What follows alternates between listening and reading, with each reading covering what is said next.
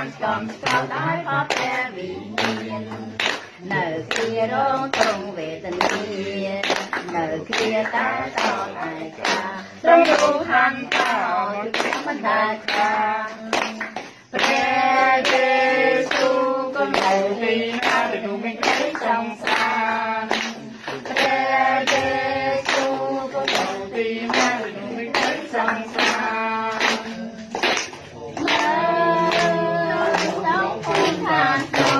ព្រះយេស៊ូវ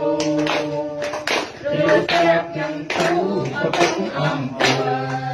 ព្រមប្រោកាត់ប្រោព្រមប្រោអាប់ព្រះខ្ញុំបានសំស្គាល់ដោយអបព្រះវិញ្ញាណទាំងពីរងទេវតាជាតោតោឯកាទាំងទូខាងដល់យុគបណ្ដាព្រះយេ